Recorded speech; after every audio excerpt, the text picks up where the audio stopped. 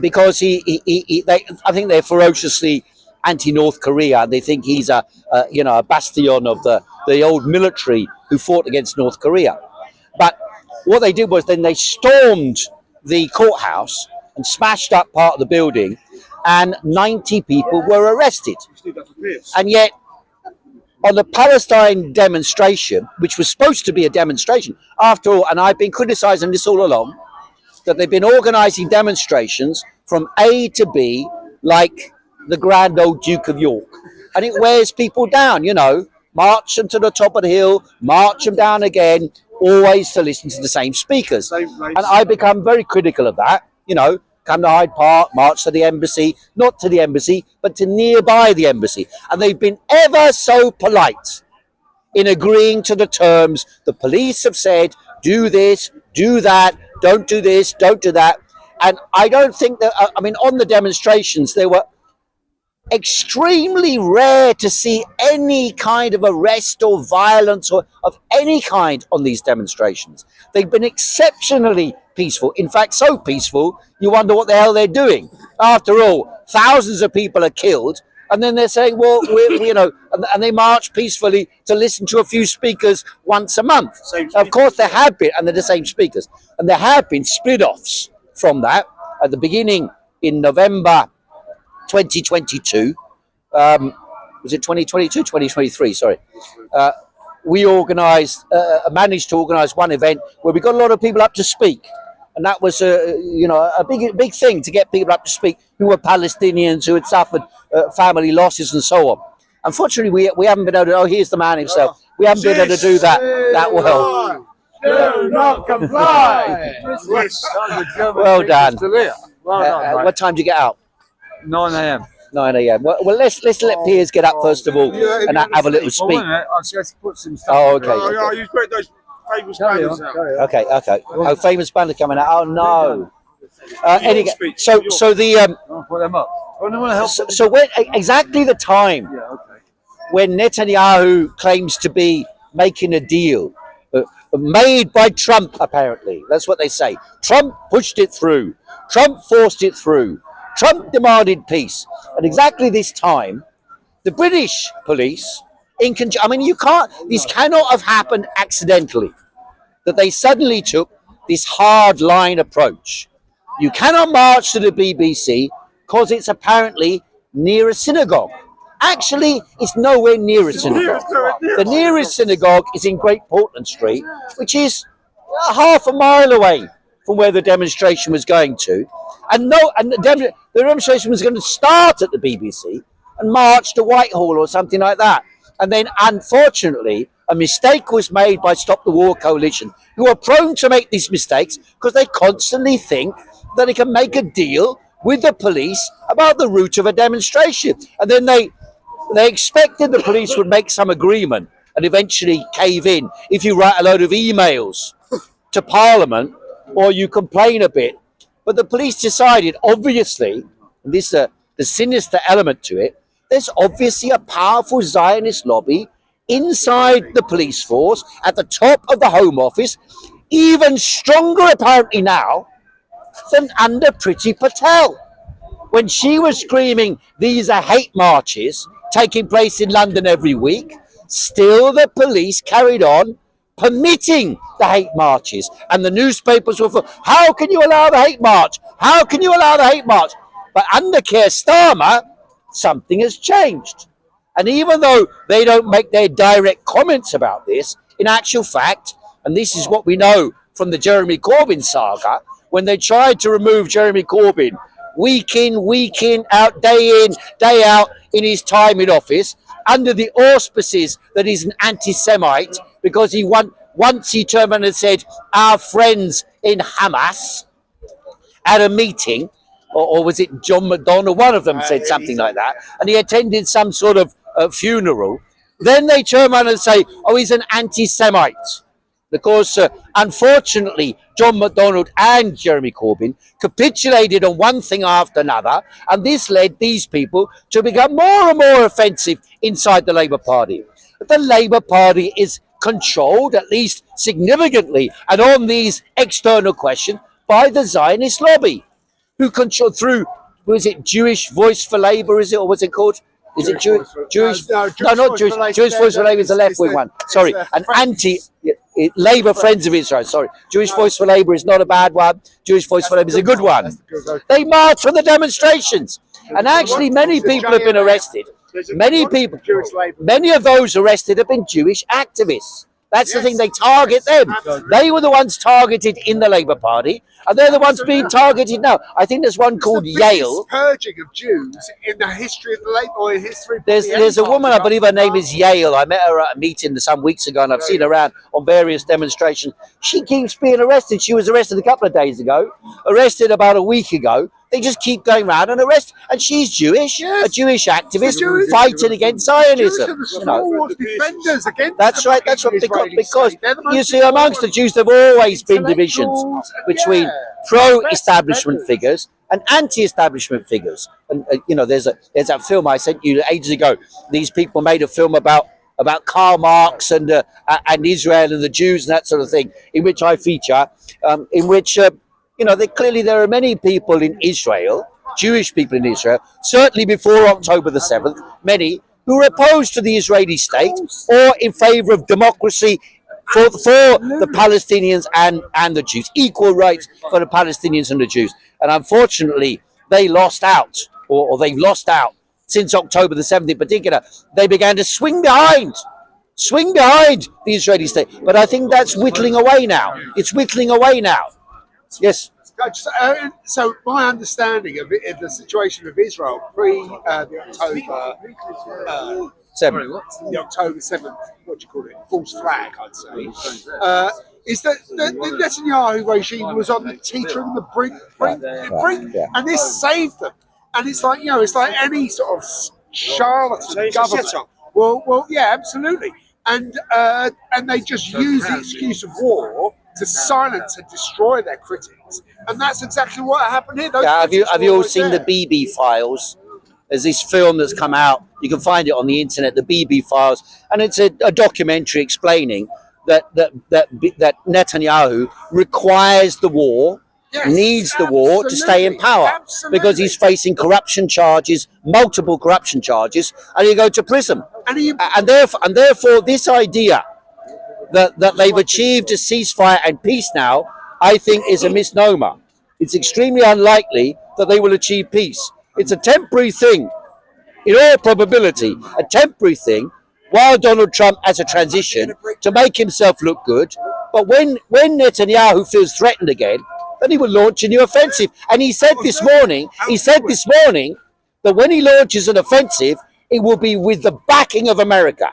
The direct backing of America. And don't forget, Donald Trump said in the pressure he was putting on Netanyahu, he said, all hell will break loose if there isn't a ceasefire before I come in. So he needs a ceasefire now, but all hell will break loose. What does he mean? He doesn't mean that the Americans are going to bomb Israel. He means the Americans are going to bomb Gaza on behalf of Israel, as they've been supplying the weapons to the Israeli government all along.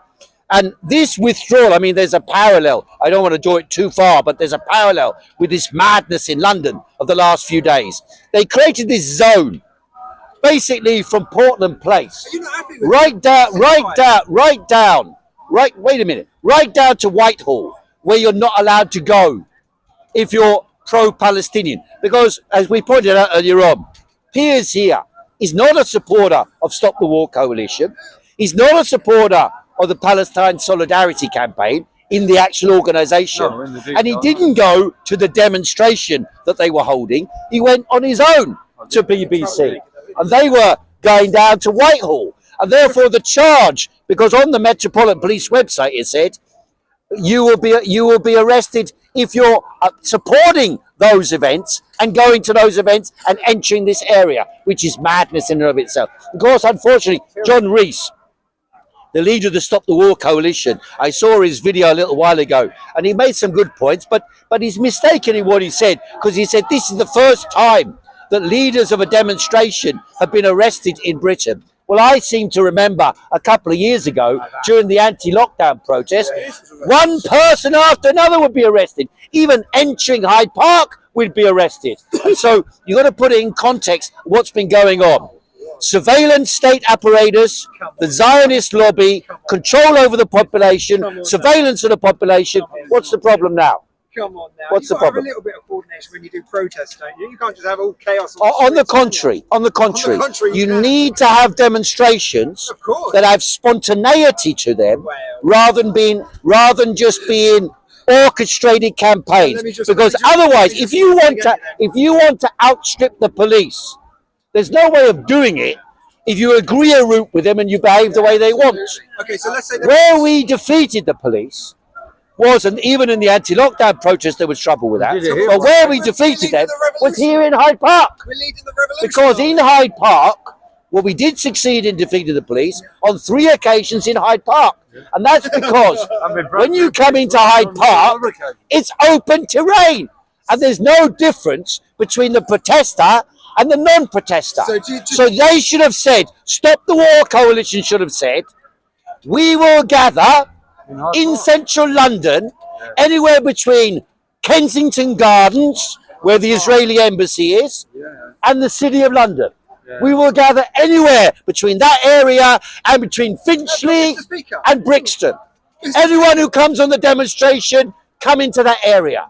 Hide your flags. Then, at a certain message point, which you can either check on a website or get through a Telegram message or a WhatsApp message, then we all protest inside the underground, on the buses, in the tubes, on the street, inside the shops, in Marks and Spencer's, in Sainsbury's, at Palantir headquarters, the headquarters of the Secret Service operation internationally to murder Palestinians, in Pret a Manger, in McDonald's, all around the city, not on one demo going which you agreed with the police. That idea has totally and absolutely failed. You cannot make an agreement with the police that you can trust. Therefore, you must be prepared to break their regulations and to orchestrate anarchic and chaotic as well as coordinated campaigns that break their ability to exercise police control over the demonstration. And that's the problem with the Palestine demos. After all, the rule that they imposed on this demonstration was you cannot go anywhere near a synagogue. Now, what if the Muslims were to turn around and say you cannot have a protest anywhere near a mosque? Or the Christians said you cannot have a protest anywhere near a church? There is nothing more ridiculous. No synagogues have been protested against in Britain during the whole course of the war against the people of Gaza. Tens of thousands of people have been murdered. Tens of thousands of children and women have been murdered. And that moron over there turns around and says Israel is defending itself. I saw a picture, just to finish on this. I saw a picture on the Independent website. And this was when they said a ceasefire has been announced. And there was a Palestinian guy throwing his child up into the air. And then it said, Netanyahu says Hamas is undermining the peace deal. And then later in the day, they said Hamas's attacks are leading to the undermining of the peace deal. What is the attack? In other words, basically, this is how mad the thinking is. They imagine, and this is why I made a farce out of it, that throwing a child up in the air is an attack on Israel. That's basically what it is. They say children are used as weapons against Israel to undermine, and Israel is so careful in not killing people, so careful in the way it operates, so careful not to harm people. Well, how comes the whole of Gaza is flat? Looks like Hiroshima. How comes you got 46,000 dead, 80,000 dead, according to the Lancet medical journal? This is a farce, what they're saying. A barbarous and murderous regime that must be destroyed. Yes, Israel must be destroyed. And it must be destroyed. Oh, we went for it. Yes, Israel must be destroyed. And the people who live in Palestine, from the river to the sea, must have a democratic republic with equal rights between Jews and Palestinians. And the rulers of Israel and the entire Zionist lobby, if they're not happy with it, they can go back to Brooklyn. Because huge numbers of them come from America. There's 1 million have already left, gone to America, or gone to Russia, or gone to Eastern Europe. Huge numbers of the Israeli population, of the Jewish Israeli population, are immigrants from America, from Eastern Europe, and elsewhere, given massive financial support when they arrive there. And for morons like Elon Musk, or Donald Trump, or Tommy Robinson and his fan club, stoking up the stories, stoking up these false stories about Muslim rape gangs. It's not Muslim rape gangs, it's rape gangs. And there are rape gangs in the Christian church. There are rape gangs in schools in England. We had paedophiles in my own school when I was at school. I know people in public school who were abused by their teachers. It was endemic in institutions in Britain. It's not specific either to Muslims or Pakistan, and it's got nothing to do with Muslims whatsoever. So when they say this thing about Muslims, what they're really trying to do is whip up the antagonism in British society based on trying to gain support for the Israeli barbarity carried out. So when Tommy Robinson and go on about immigrants coming in, what about the immigrants of the Jews going to Israel? What about them? Why aren't they a problem? In fact, he said himself, I would go to Israel and fight with the IDF. That's what Robinson said. So this idea, yes. He said, go there and fight with a machine gun, shooting against the Palestinians. They want to create a culture war between the religions and the peoples around the world. We need to do the opposite. Mobilize the people collectively against the power of Israel and against the power of the Zionists and international capital connected with them. Thanks very much. Here's the man from prison. Come to give us his tale. Camera. Nicholas, can you show him the camera again? I will. Do you want to so paedophiles?